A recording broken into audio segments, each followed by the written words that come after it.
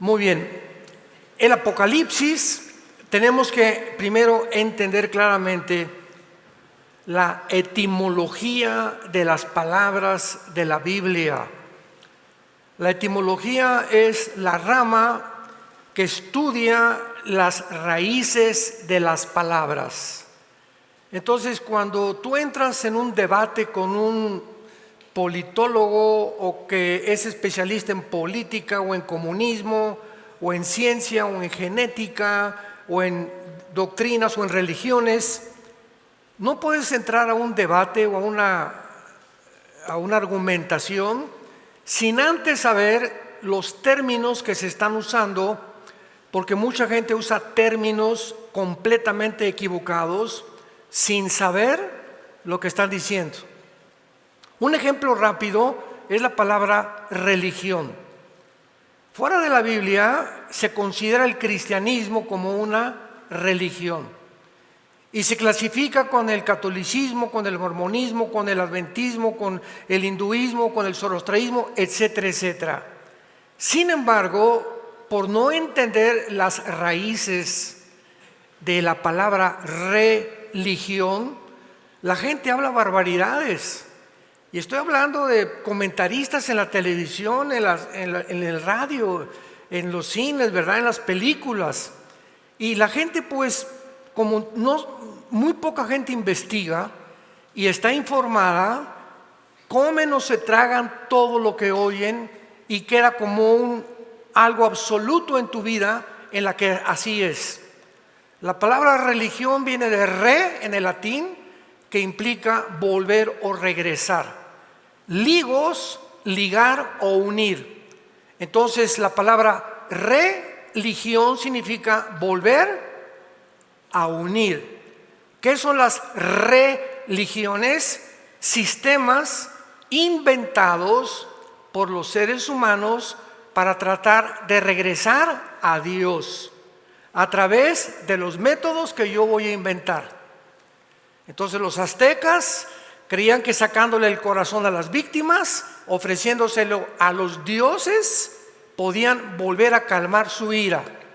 En la etimología griega, lo mismo, ¿verdad? Demóstenes, Sócrates, Platón hablaba en su libro La República acerca de pienso, luego existo, existo, luego vivo. Vivo, tiene que haber una causa, esta causa tiene que estar fuera de mí, esta causa tiene que ser Dios.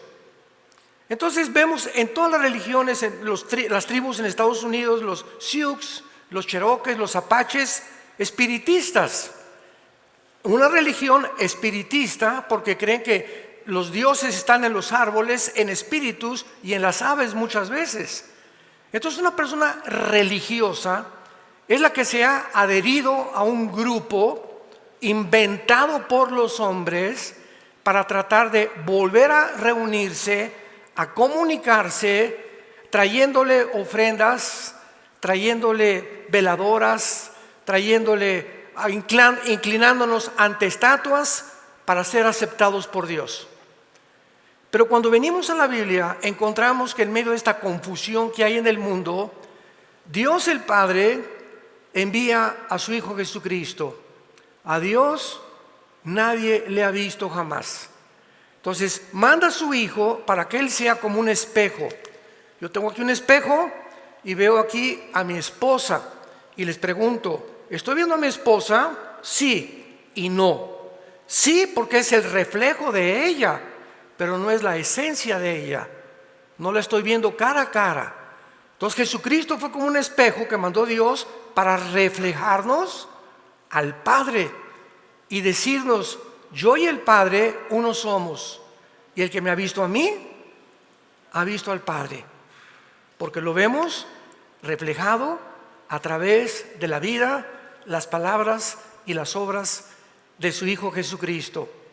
Y finalmente Jesucristo dijo que ningún ser humano puede conocer a Dios sin antes conocerlo a Él. Mateo 11, 27 al 28. Nadie conoce al Padre sino el Hijo, y el Hijo a quien se lo dé a conocer. Entonces pierdes tu tiempo yéndote a estudiar budismo, Ben-Tze, o comunicándote con los espíritus, o tomando drogas alucinógenas o hongos alucinantes, o experimentando con tal o cual religión para poder conocer a Dios. Nadie puede conocer a Dios si antes no conoces a Jesucristo. Y solo hay una manera de conocer a Jesucristo, se llama la Biblia. Porque es en las Sagradas Escrituras donde Cristo nos dice: escudriñenlas, Juan 5:39, porque ellas son las que dan testimonio de quién soy. Fuera de la Biblia, cualquier concepto de Dios o de Jesucristo es mera filosofía, hipótesis, especulaciones, inventos de los seres humanos, teorías. Y esto es muy importante porque una vez que tenemos a Jesucristo, venimos a un libro inspirado por Dios, que la mente natural del ser humano, tú me puedes decir: tengo un doctorado en ciencias políticas, en química, premio Nobel, 5 premios Nobel, me puedes decir. Vienes a la Biblia y te estrellas completamente, porque la revelación y el conocimiento de la Biblia no es para la mente natural, no regenerada por el Espíritu de Dios. Así que tenemos que venir a la Biblia con la mente de Dios, cuando tenemos al Espíritu Santo y a Cristo en nuestro corazón. Y una vez que vengo a la Biblia, me encuentro la A, la B, la C, la D, como cuando estudias japonés o inglés o alemán. Esta es la A, la B, la C. Estudias matemáticas, ¿y con qué comienzas? ¿Con álgebra? ¿Con cálculo diferencial? Comienzas con sumas, restas, divisiones, raíz cuadrada, álgebra, algoritmos, etcétera, etcétera, ya en una álgebra cuántica, y así vas subiendo de nivel mientras más estudias. Entras a estudiar medicina, comienzas a estudiar la anatomía del cuerpo, la sangre, los órganos, y así es la vida espiritual. Todo esto lo comparto porque el libro del Apocalipsis es el libro con el cual la revelación de Dios termina este maravilloso libro. Si no tuviéramos el Apocalipsis, no podríamos saber cómo va a terminar la humanidad. ¿Qué es lo que está pasando ahorita en el mundo? ¿Tiene algún significado la invasión de Rusia a Ucrania? ¿Tiene algún significado que en el siglo XXI en que nos encontramos no sean ya las naciones las que han perdido su soberanía nacional, las que estén controlando el mundo, sino un grupo, una élite de multimillonarios, que son 7, 8 familias máximo, y que son las que tienen el control total del 95% de los medios de comunicación? El mundo se encuentra ahorita no bajo la China, bajo Rusia, es un grupo de familias multimillonarias que están dictando los protocolos a todas las agencias no gubernamentales para que se sometan y nos controlen a nosotros y nos digan cómo pensar, qué vestirnos, qué no vestirnos, y todo lo hacen a través del miedo. Es el factor más importante para controlar a un ser humano, el miedo. Porque cuando ya los ciudadanos tenemos miedo, somos muy fáciles de ser manipulados también. La palabra Apocalipsis, a los que les interesa, significa lo siguiente. Esto es muy importante porque viene del griego apocalipto. En inglés se tradujo correctamente revelation. Tú compras una Biblia en inglés, vas a Apocalipsis y no dice Apocalipsis, dice The Revelation of Jesus Christ, la revelación de Jesucristo. Entonces la palabra Apocalipsis significa revelación. Es una palabra que usaban los griegos cuando tenían una estatua, por ejemplo la estatua de David es un ejemplo, y todo lo cubrían con unas mantas o cualquier cosa que tenían la cubrían. Entonces se juntaba la gente y se citaban en el parque público en Florencia, en Atenas, etcétera, etcétera, y cuando quitaban la manta se llamaba apocalipto, o sea, revelaba la manta, que detrás de ella se encontraba una estatua o una construcción del ser humano. Aquí en Europa, por ejemplo, en el mundo, vamos al nuevo Ferrari, y nadie sabe cómo es el nuevo Ferrari, el nuevo Lamborghini, el nuevo Porsche, y te lo presentan en un cóctel, lo tapan, y de repente viene el momento culminante, toda la gente, y le quitan la tapa. Mira nomás la nueva producción de Ferrari o de Lamborghini o de Porsche o de la marca que sea. Eso se llama Apocalipsis. Entonces el Apocalipsis, Dios nos corre la cortina del futuro y nos permite asomarnos en este libro para ver lo que le espera al mundo en los próximos meses o en los próximos años. Y es la revelación de Jesucristo, porque Jesucristo aparece por primera vez en los 66 libros que forman el compendio bíblico, glorificado, y ya no con sangre en las manos, ni con hecho un guiñapo humano como murió en la cruz. Cristo aparece completamente glorificado, con el pelo blanco, con un vestido como de lino fino, con un cinto de oro, los pies como bronce bruñido, los ojos como llamas de fuego. Así se revela al apóstol Juan, que fue el último de los apóstoles en morir de los que siguieron a Jesucristo. Entonces es importante que la palabra Apocalipsis la entendamos. Significa descubrir lo que estaba encubierto, quitar el velo, manifestar lo escondido, sacar a la luz, dar a conocer. Ahora muy bien, para poder entender Apocalipsis es imprescindible, porque Apocalipsis se podría clasificar dentro de las matemáticas como cálculo diferencial o matemáticas cuánticas, o sea, es lo más profundo de la Biblia. Entonces no cualquiera puede venir a estudiar Apocalipsis si no has estudiado todo el libro de Romanos, si no has estudiado Efesios, si no sabes completamente cuál es el plan de la salvación. Entonces Apocalipsis es un libro muy profundo para las mentes maduras cristianas. Lo vamos a ver ahorita. Y el Apocalipsis no se entiende sin antes estudiar el libro de Daniel. Daniel y Apocalipsis es la mancuerna que se relacionan el uno, el otro, y se complementan el uno y el otro.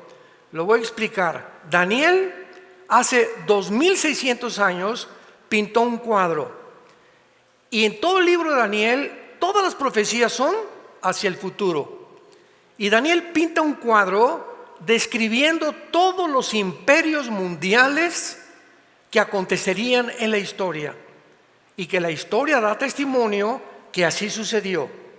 Entonces vemos la estatua de Nabucodonosor en el capítulo 2, al anticristo en el capítulo 8, claramente definido que el anticristo surge no de Europa, el anticristo surgirá entre Siria e Irak, aunque ya me estoy adelantando un poco. Entonces Daniel pinta un cuadro inconcluso, y entonces viene el apóstol Juan 600 años después de Daniel, y Juan, el cuadro que pintó Daniel, lo termina con el Apocalipsis. Entonces todos los detalles y los símbolos del Apocalipsis se encuentran en su mayoría en el libro de Daniel. Los cuernos, los reyes, los montes, los ángeles, etcétera, etcétera. Entonces la Biblia no es de interpretación privada. Tú no puedes venir a Apocalipsis y decir: pues yo creo que los cuernos significan los cuernos de las corridas de toros, o yo creo que estos significan las lenguas, o que esto significa, ¿sabes una cosa? Nosotros no podemos interpretar la Biblia por nosotros mismos. Es el mismo Espíritu Santo y es la misma Biblia que se interpreta a sí misma, porque los santos hombres de Dios escribieron siendo inspirados por el Espíritu Santo. Y tanto Moisés como Juan, como Ezequiel, como Malaquías, como Jeremías, todos los 42 autores aproximados de la Biblia, unos con otros convergen en la misma línea de verdad.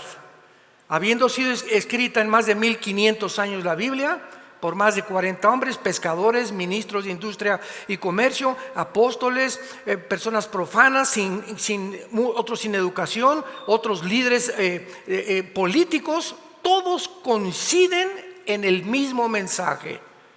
Esto no existe dentro de la literatura de los seres humanos. Y por eso estamos ante una maravilla que vamos a tratar hoy solamente de bosquejar, ¿verdad? Con grandes pinceladas para ir entendiendo este maravilloso libro que se llama el Apocalipsis. Y da comienzo la lectura de este libro de esta manera. La revelación de Jesucristo, esta palabra revelación, apúntala en tu Biblia, Apocalipsis. ¿Ven la importancia de traer la Biblia? Ponle Apocalipsis, el Apocalipsis de Jesucristo, que Dios le dio para manifestar a sus siervos las cosas que deben suceder pronto.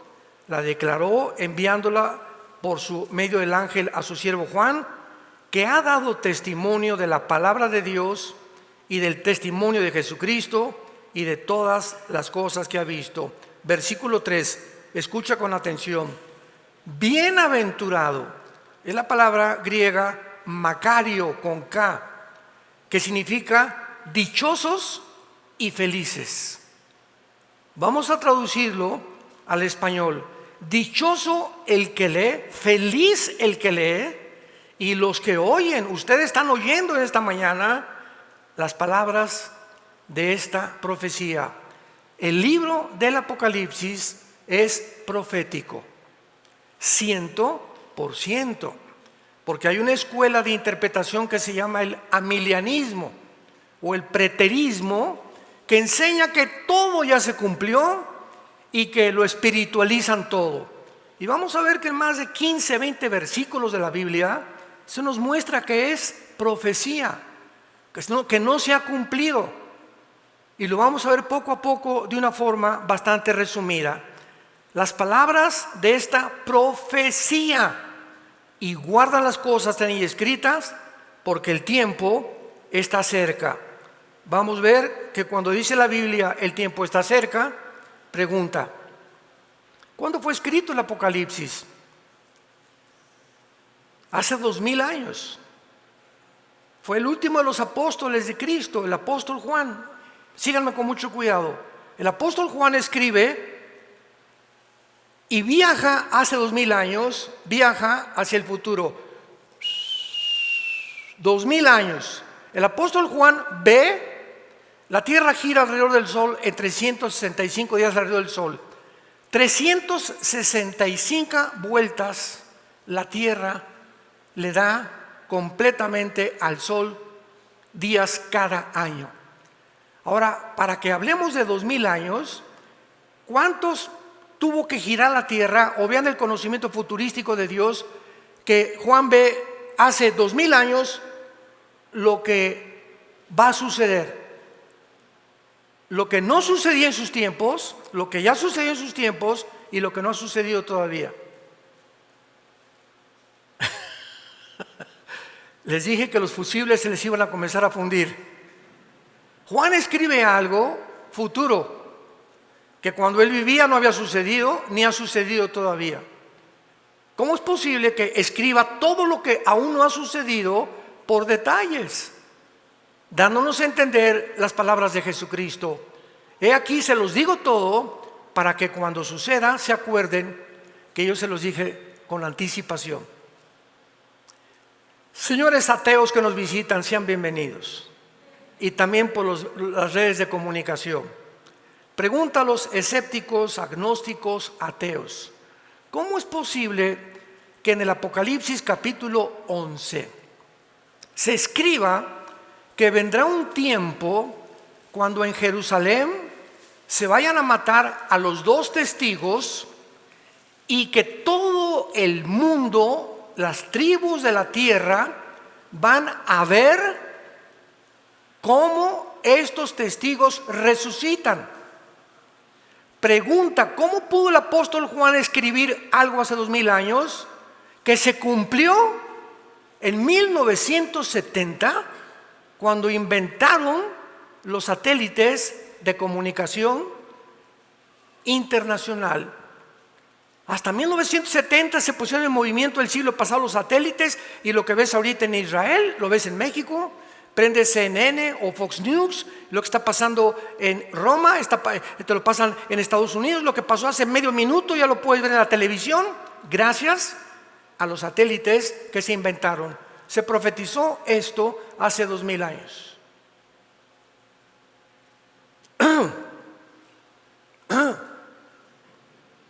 ¿Cómo es posible que estemos en un mundo? Comenzamos a ver el primer ensayo, la pavimentación y la preparación para un personaje que hace 2000 años se profetizó que iba a controlar a la humanidad mediante la economía, con una marca en los cuerpos de los seres humanos, el 666. Fue cuando escrito hace 2000 años en Apocalipsis capítulo 13. Este personaje, que es el último dictador mundial, se llama el Anticristo, la bestia, el hombre de pecado. ¿Cómo es posible que hace 2000 años se profetizara que vendría el tiempo cuando un hombre controlaría el mundo a través de una marca, si no se hubieran inventado los chips? Los encontramos en este tiempo y todo está en el Apocalipsis. Damas y caballeros, ateos, hijos de Buda. Veamos en segundo lugar que si no tuviéramos el Apocalipsis, no podríamos contestar estas preguntas. ¿Va a continuar el dolor, la muerte y el pecado para siempre? ¿Hacia dónde se dirige la humanidad? ¿Habrá alguna persona, un filósofo, algún escritor que nos diga exactamente el futuro? Hombre, si no hay nadie que nos diga cómo comenzó el universo, un Big Bang, teorías, especulaciones, teorías. El ser humano no dice cómo comenzó. Ah, sí, venimos de los changos. Venimos de bacterias, de amibas. Somos el producto de una evolución. Y se ha enseñado hace más de un siglo. Y estamos hablando de científicos, de maestros, de matemáticas, de historia. Yo en la universidad, tú en la universidad, que nos dijeron que veníamos de los animales. Pero se comenzó a enseñar, nadie se preguntó, maestro, ¿esto es algo científico? Por el amor de Dios, querido maestro, te aprecio, te respeto, pero para que sea algo científico, mi querido maestro, tiene que ser demostrado, tiene que haber evidencias científicas en un laboratorio de ensayo. Lo que no puede ser probado no es científico, por el amor de Dios. Entonces, ¿qué pruebas hay de la evolución, maestro, cuando no existe la mutación de una especie, de un chango que se vuelva un gorila, o de una jirafa que se vuelva un rinoceronte, o de un perro que se vuelva un gato, o de un gallo que se vuelva un conejo? ¿Y por qué no hay esta mutación? ¿Qué hay en cada especie? Los perros, son caninos, hay Doberman, pastor alemán, gran danés, pero son perros. El ganado vacuno, hay toros de lidia, hay toros grandes, los equinos, los caballos, caballo percherón, caballo cuarto de milla, caballo de carreras, ponis, etcétera, etcétera, pero son equinos, pertenecen a esa clasificación. Pero llega 1954 y dos médicos norteamericanos, el doctor Crick y el doctor Watson, apúntalo, 1954 les dan el premio Nobel de Medicina porque descubren la molécula del ácido desoxirribonucleico, el ADN. El premio Nobel de Medicina. Termina el siglo XX y el presidente Clinton los condecora con el doctor Collins, que es cristiano por cierto, como el descubrimiento de todas las cosas del siglo XX. Satélites, todo lo que se inventó, la bomba atómica, el más grande descubrimiento se considera el genoma humano, que dentro de los billones de células tenemos un código escrito con inteligencia y con información. con el esperma de mi papá, se reúne con mi mamá, con los 23 cromosomas de mi mamá. Vean ustedes la maravilla de Dios. Los 23 cromosomas de mi papá con mamá. Y el cromosoma de mi papá tiene una cromosoma que las mujeres no tienen y que solamente los hombres tenemos, la Y. El hombre es XY y las mujeres son XX. Si tú tienes el cromosoma Y y dices que no eres lo que genética y biológicamente eres, tu problema está aquí. Tienes tornillos flojos que te están haciendo pensar que no eres, o sea, estás negando tu naturaleza por el amor de Dios. Ya dejamos la Biblia a un lado, ya estamos hablando de genética, de ciencia. Si tienes el Y, eres macho camacho. Solo hay dos géneros, femenino, masculino, nada más, no hay otro. Científica, genética, biológica y teológicamente y filosóficamente. Estamos en un mundo tan confundido y todo el mundo lo está aceptando. Tratando de cambiarles inclusive la mayor perversidad a los niños, su género, destruirlos psicológicamente. ¿Con qué derecho? Es la maldad a la que el ser humano ha llegado, como la Biblia lo profetiza. El ADN determina que no puede haber mutaciones, que los seres humanos seremos seres humanos, los changos serán changos, las jirafas, jirafas, los rinocerontes, rinocerontes. Y esto impide la evolución. Entonces ya estamos en el campo científico, científicamente, genéticamente, la evolución es una imposibilidad, querido maestro ateo que me escuchas. Biológicamente, los ladrillos, que son los aminoácidos de la Biblia, impiden la evolución, demostrado científica y biológicamente. Y nos vamos físicamente, la segunda ley de la termodinámica, que declara y decreta que todo está en un proceso de oxidación, todo se echa a perder. El Sol está perdiendo millones de toneladas más a cada segundo y nos demuestra que es imposible la evolución. No hay evolución, estamos de arriba hacia abajo. En lugar de estarnos superando, estamos descendiendo cada vez más. Y en el siglo XXI el ser humano llegó al nivel más bajo que los animales con las perversiones morales que la ONU declaró hace una semana. Este año se declara la pedofilia en todas las naciones. ¿Quieren más maldad? ¿Que ya puedas tener relaciones sexuales con un niño? ¿Que un hombre de 60 años se pueda casar con una niña de 10 años? ¿Qué le pasó al mundo? ¿Qué ha sucedido con nosotros? ¿Estamos en Disneylandia todavía? ¿O en la Rueda de la Fortuna? ¿No nos damos cuenta de lo que está pasando?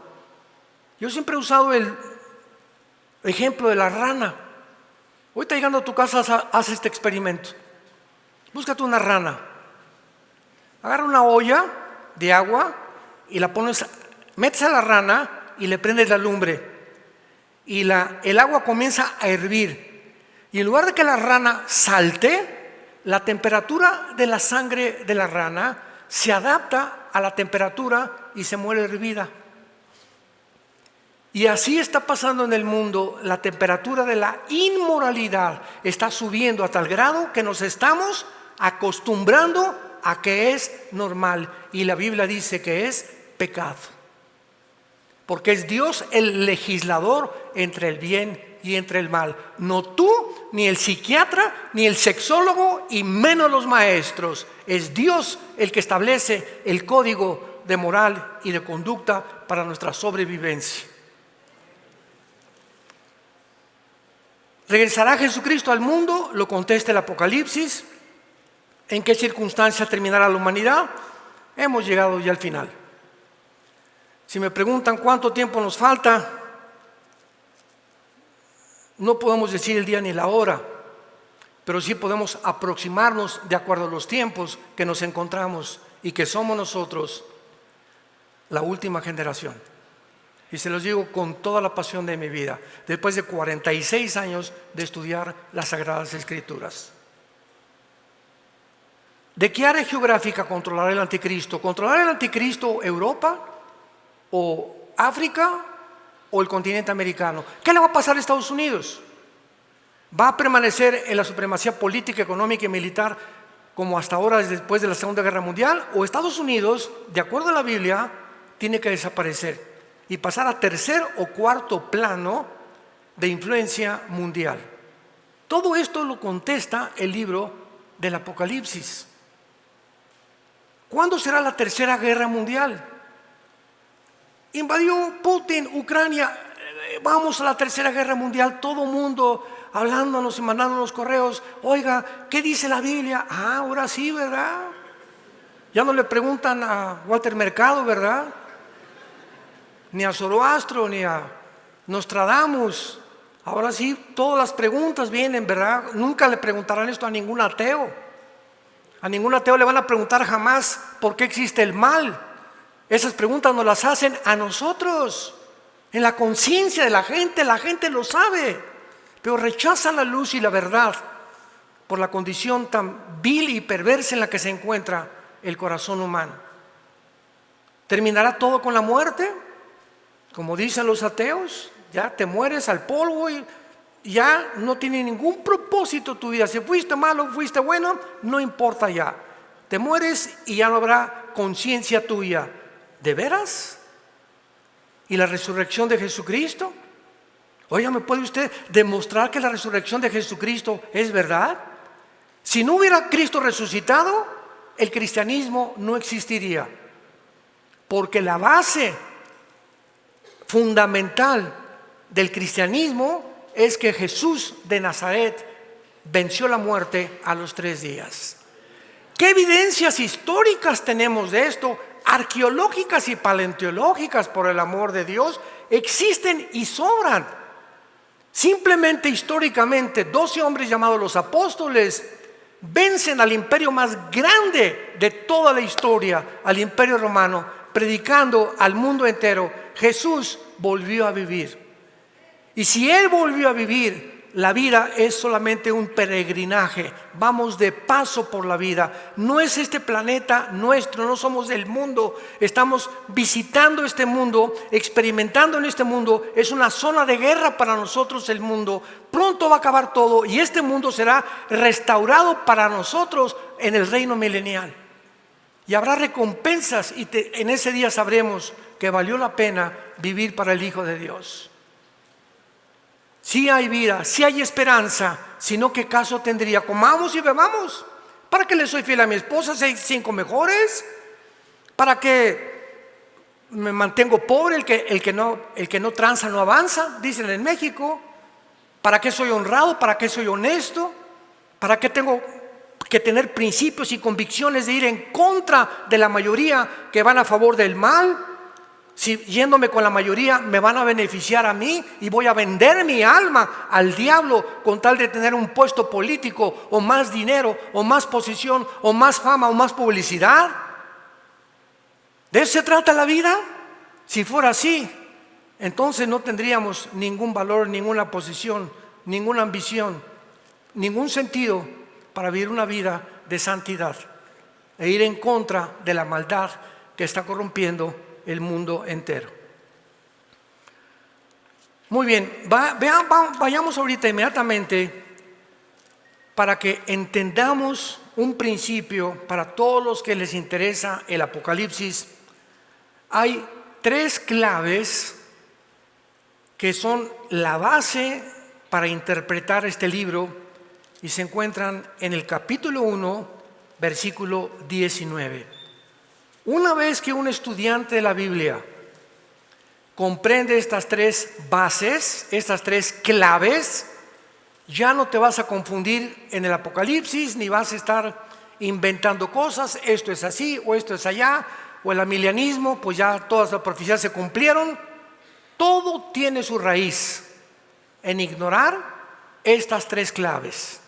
Es Cristo el que está hablando. Apocalipsis 1:19. Escribe las cosas que has, número 1, que has, le dice a Juan, que has visto. 2, las que son, y 3, las que han de ser después de esto. ¿Cuáles son las primeras cosas que Cristo le dice a Juan que has visto? Las del capítulo 1. Juan se encontraba en una isla llamada Patmos, que tiene 48 kilómetros, apúntalo, de circunferencia junto al mar Egeo. Cuando vayan ustedes a Grecia o cuando vayan ustedes a Turquía, aprovechen visitar la isla. Ahí está todavía. Cuando venimos a la Biblia, los nombres de las personas, de los emperadores, de los reyes, la geografía de la Biblia, la arqueología de la Biblia, no es nada especulativo ni hipotético. Todo está respaldado: la geografía, la historia, la ciencia, la genética, la biología, la paleontología, la hematología. Todo está basada la Biblia en todas las disciplinas académicas, matemáticas, científicas de la vida humana. Estamos en un libro maravilloso que solamente Dios lo pudo haber hecho. Entonces, escribe las cosas que has visto, que fue Cristo en los candeleros, en medio de los 7 candeleros. Así comienza el Apocalipsis. Juan está en Patmos, una isla que tiene 48 kilómetros de circunferencia, 16 kilómetros de largo y 9 kilómetros de ancho. Se encuentra a 55 kilómetros de Turquía. A 55 kilómetros de Turquía. Juan se encontraba en Harapos, viejito, 96, 97 años Juan, caminando por la playa. ¿Habrá valido la pena? Así acabé. ¿Valió la pena seguir a Jesucristo? Mira nada más cómo estoy. Juan se encontraba alabando a Dios, sabiendo que en cualquier momento, ¡pum!, dejaría este cuerpo y se enfrentaría con Jesucristo. Y de repente Juan, caminando en la playa, oye una voz atrás de él que se queda espantado y voltea y ve una figura de un ser divino, resplandeciente, con el cabello blanco como la nieve, una corona de oro, un cinto de oro, vestidos de lino, etcétera, etcétera. Y Jesucristo se comienza y le dice en el versículo 17: no temas, yo soy el primero y el último. Yo soy el alfa y yo soy el omega, que son la primera y la última letra del abecedario griego. Juan, yo soy el primero, o sea, yo soy el único que te puedo decir cómo comenzó el universo, porque yo estuve ahí. Ningún científico, ningún ser humano jamás podrá saber de dónde venimos, porque nunca estuvieron ahí. Para que sea científico tiene que ser, ¿se acuerdan?, repetitivo. Entonces, como ningún ser humano sabe cómo comenzó el universo, pues inventamos el Big Bang. Pues una explosión. Señor ateo, ¿y quién produjo la explosión? La nada no produce nada. Y siguiendo su línea elemental, si hubo una explosión, la materia produce el pensamiento, la materia produce la conciencia. ¿Hasta dónde podemos llegar interrogando a nuestros amigos ateos o pseudocientíficos que poblan las universidades con una soberbia intelectual impresionante? Porque no estamos acostumbrados a pensar, ni a racionalizar, ni tampoco a especular si es verdad o no es verdad. Entonces, el primer capítulo de la Biblia está relacionado con la visión de Jesucristo al apóstol Juan. Número 2, escribe las cosas que son, o sea, en el tiempo de Juan, que se encuentran en el capítulo 2 y el capítulo 3, que es la iglesia. Las cosas relacionadas con las iglesias que en aquellos días estaban todas en Turquía, en Asia Menor. Hace poco fuimos con Alan, ¿verdad? Y creo que nos acompañaron muchos de ustedes a Turquía. Y fuimos a ver las ruinas de Pérgamo y las ruinas de Teatira, etcétera, etcétera, que están todas en Turquía. Y ahí estaban las 7 iglesias del Apocalipsis, pero son un ejemplo, estas 7 iglesias, de todas las iglesias de la dispensación de la gracia en la que vivimos, que se llama la época de la iglesia. Dios terminó con Israel, los mandó a la banca, metió a la iglesia, nos vamos en el rapto con Dios y Dios regresará a Israel para que Israel vuelva a entrar a la tribulación. Lo vamos a ver al final en la segunda conferencia, terminar con ellos y ya judíos y gentiles y cristianos entrar a un reino mesiánico con Jesucristo por toda la eternidad. Se acabaron los hospitales, se acabó el dolor, se acabó la enfermedad, pero tenemos primero que entender que primero es la cruz y después la corona. Porque muchos quieren la corona y después la cruz. Y tenemos que sufrir primero por Cristo y con Cristo para poder reinar juntamente con Él. Entonces, finalmente le dice Cristo, y las cosas que han de ser después de ¿qué? De la iglesia. Del capítulo 2 y el capítulo 3, y en el capítulo 4 al capítulo 22, las cosas que serán después de estas, después de la iglesia. Y comenzando el capítulo 4, vemos a Juan arrebatado al cielo. Y vi que fui arrebatado al cielo, y en ese momento es un símbolo del arrebatamiento de la iglesia. Y del capítulo 4 al capítulo 19, la iglesia no vuelve a aparecer en el libro del Apocalipsis. Una vez que estas divisiones son olvidadas, el estudiante de la Biblia va a perder su dirección y comenzará a revolver las cosas, confundiendo el orden cronológico divino, con el cual Dios comienza diciendo las tres divisiones en que se encuentra el libro del Apocalipsis. Ahora, en el capítulo 2 y 3, que es la iglesia, hay algo interesante. 7 iglesias, mándalas este mensaje. 5 de ellas les dice Cristo, arrepiéntanse. ¿Cuáles son las últimas palabras de Cristo en la Biblia? No al mundo, síganme con cuidado.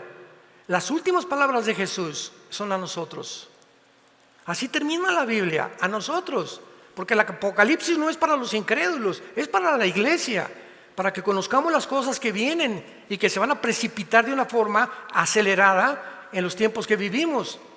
¿Y qué nos dice el Señor, verdad? Arrepiéntanse, pero que no me arrepentí.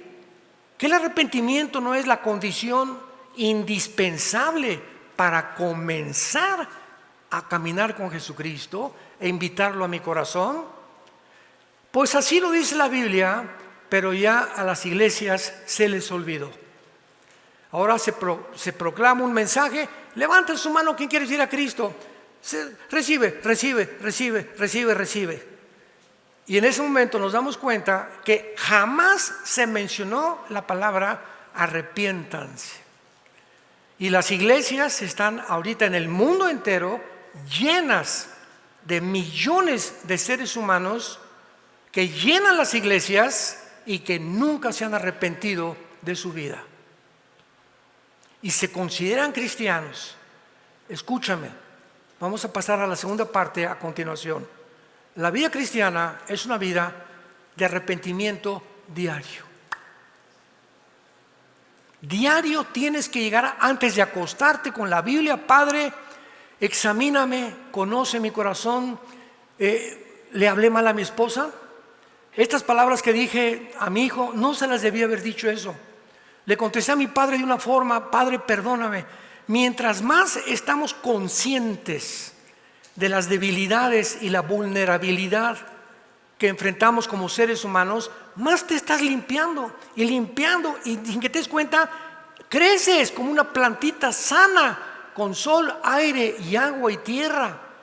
Y el Espíritu Santo se puede comunicar más claramente a tu corazón y a tu mente, porque los limpios de corazón verán a Dios.